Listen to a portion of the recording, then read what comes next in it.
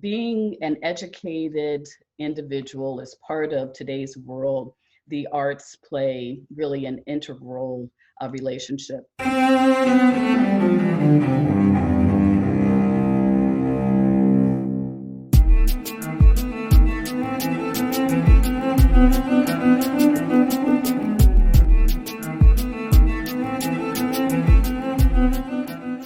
Welcome to Arts Engines. I am your host, Aaron Dworkin, and with us today, we are pleased to have Toni-Marie Montgomery, who serves as Dean of the Bienen School of Music at Northwestern University.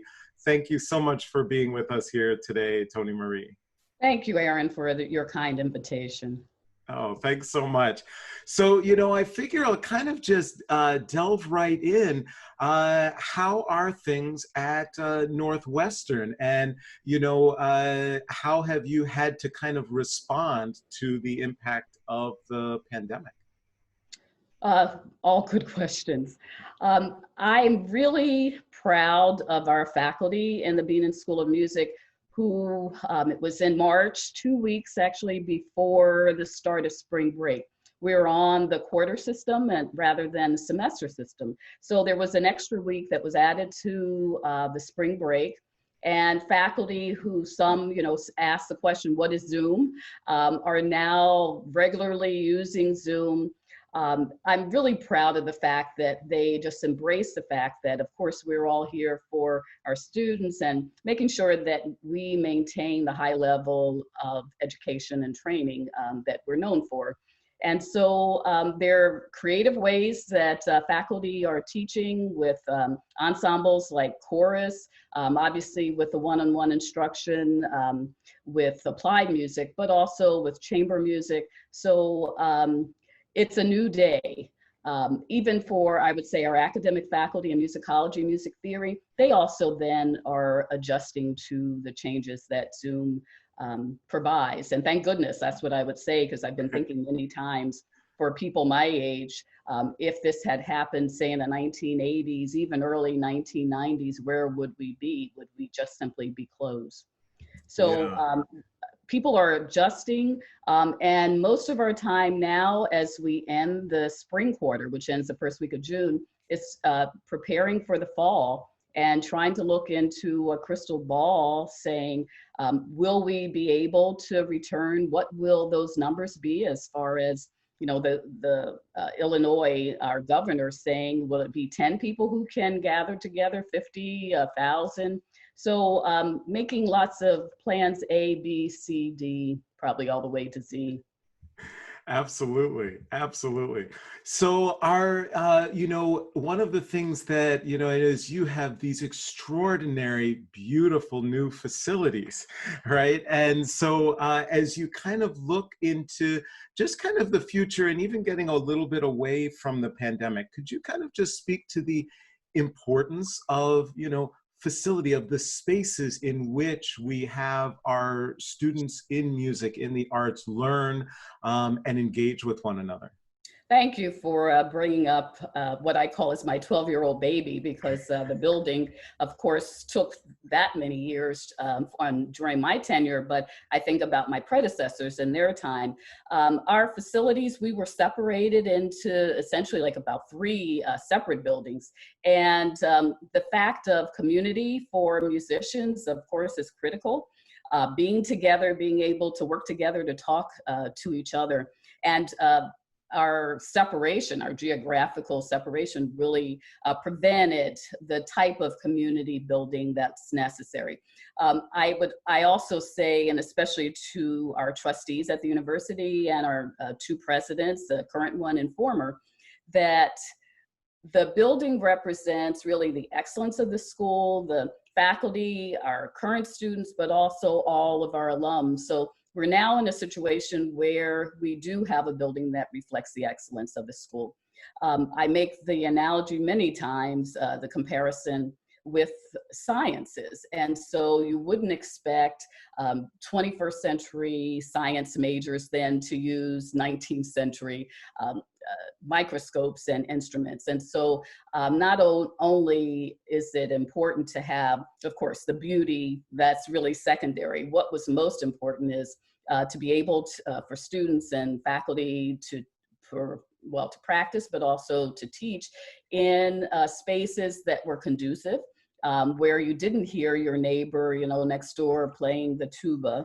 And then also, of course, for the instruments, we spend a lot of money on pianos, not only grand pianos, but also then uprights for all students who, of course, have to have piano keyboard proficiency. So we're very fortunate.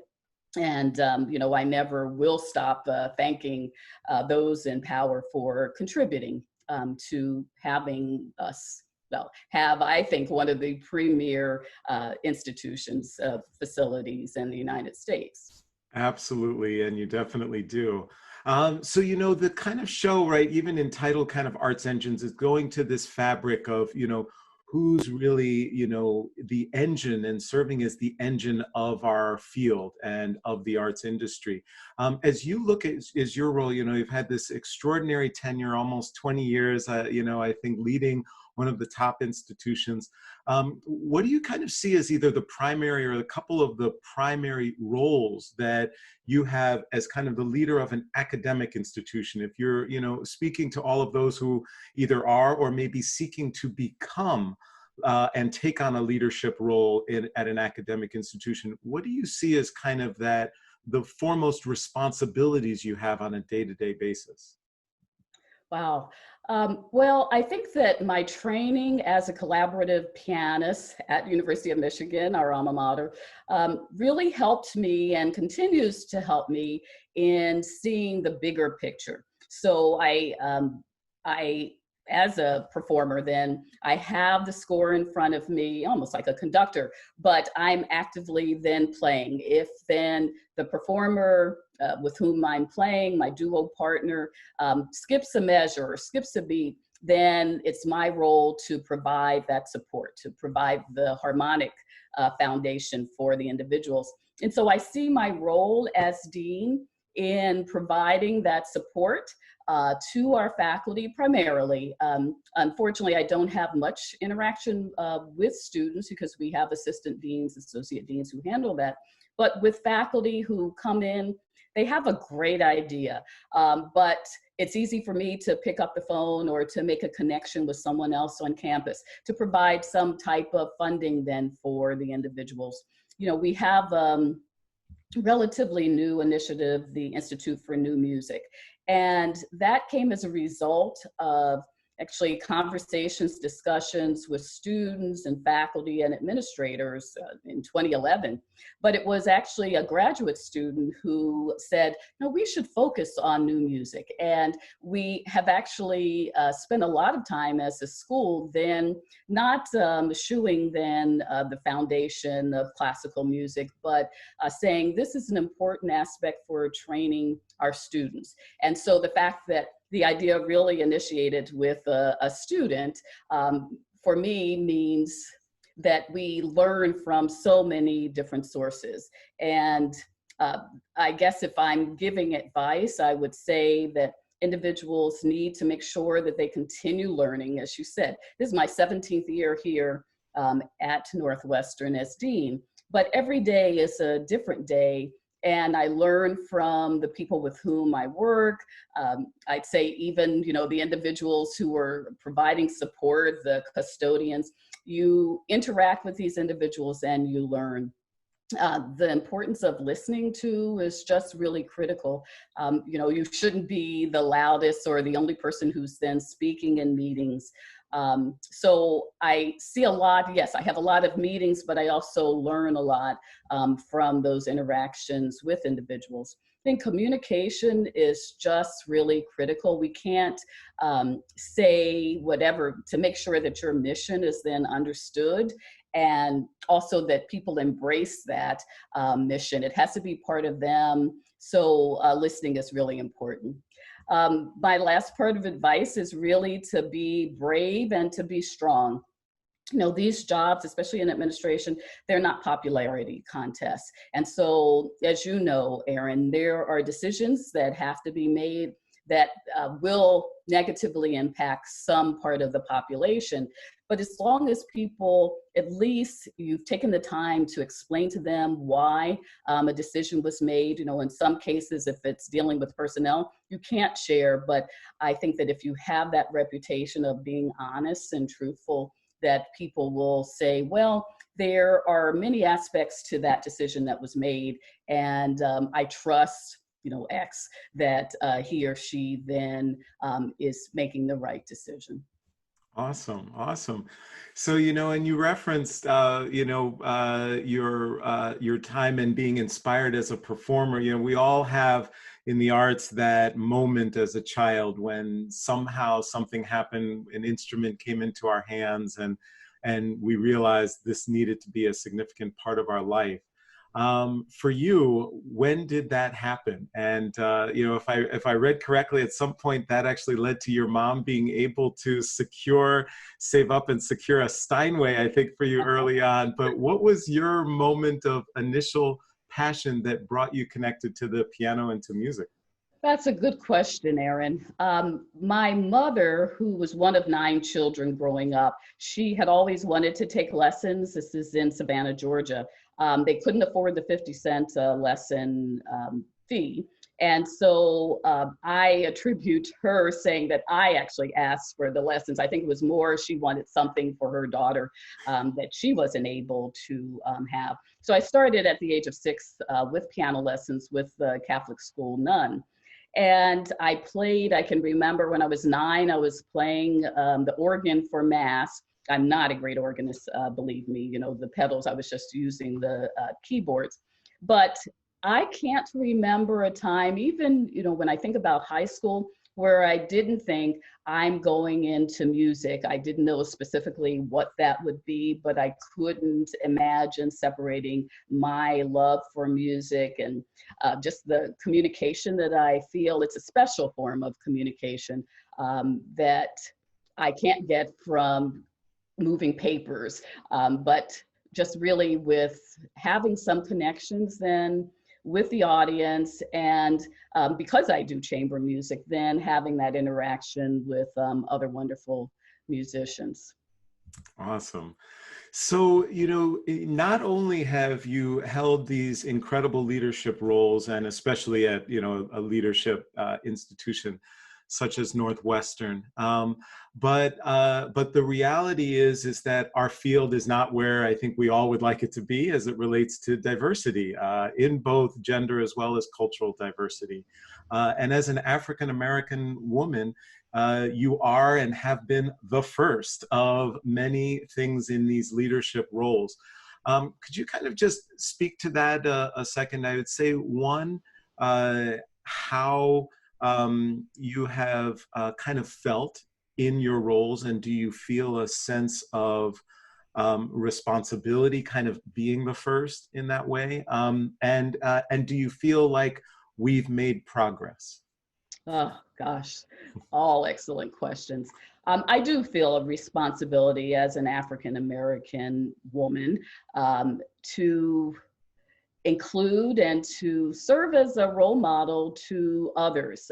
They could, of course, not be African American, but there are more students, and I'd say more so female students, who then will come and make an appointment with me saying, oh, I'm curious how you came to where you are now and what advice do you have?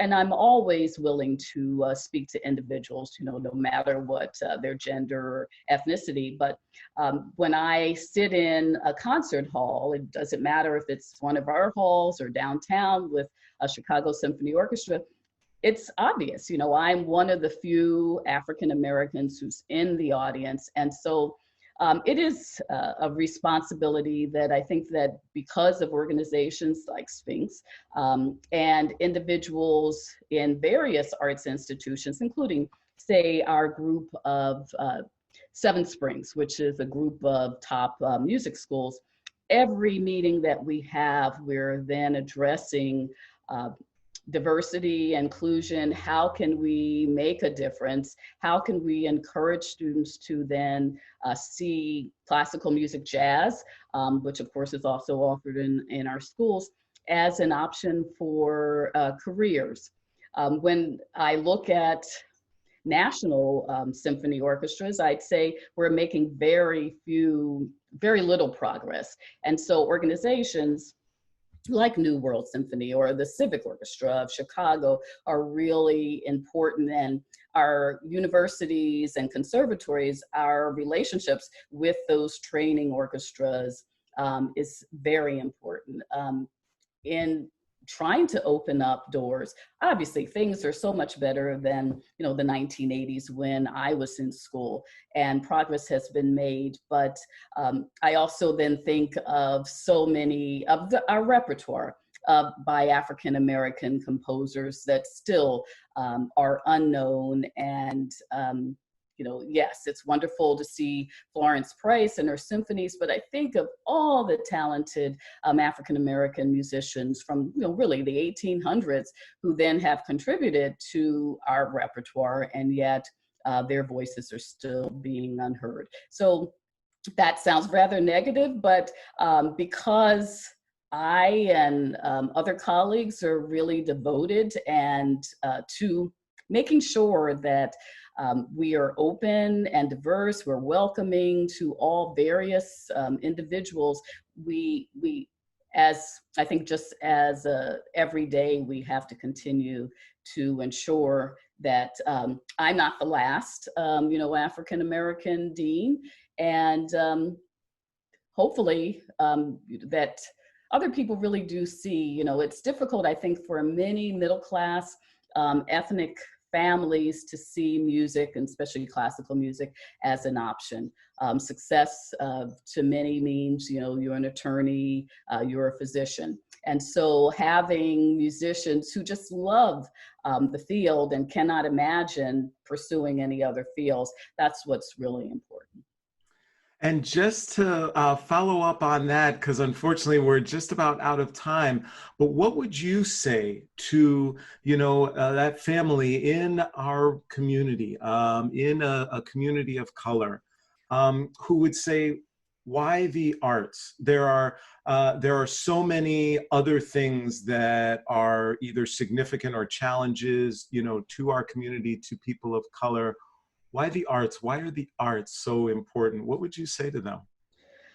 I think that today's and last week's and, you know, the future that we're facing just puts such an emphasis on the importance of the arts. When I think of, you know, I look at my calendar and I haven't removed all those concerts that I had intended on attending, and just the loss that I feel, the fact that many people, I'm sure, you know, when I talk to them, they're turning to their CDs, to the plethora of videos that are live streamed or already recorded. They're turning to literature, and even, you know, art museums then have also streamed their collection. And so I always say that in order to be an educated individual, you have to also have knowledge of, you don't have to obviously train specifically to be a professional musician or artist, but being an educated individual is part of today's world. The arts play really an integral relationship. One thing that I will say, plugging our school, and this is the first time that I've actually experienced this, is that actually it's half of our freshman class that we bring in into the Bienen School. They're also enrolled in a dual degree with one of the other schools on campus: communication, arts and sciences, engineering.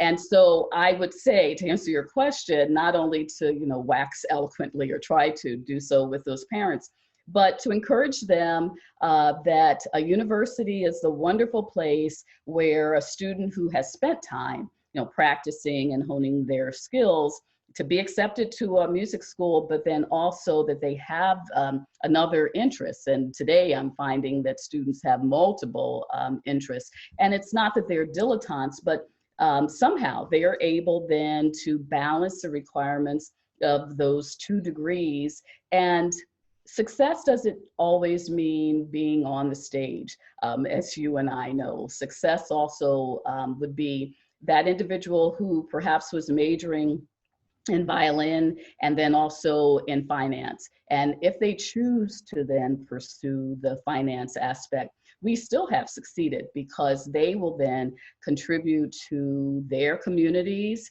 They may continue performing, you know, in a local organization, but they will, because of their past experiences, will see the importance of the arts and say, we can't be an educated community without then the significance and the presence of arts and arts in many forms. Toni-Marie Montgomery, you truly are one of the great arts engines that is powering creativity in our society.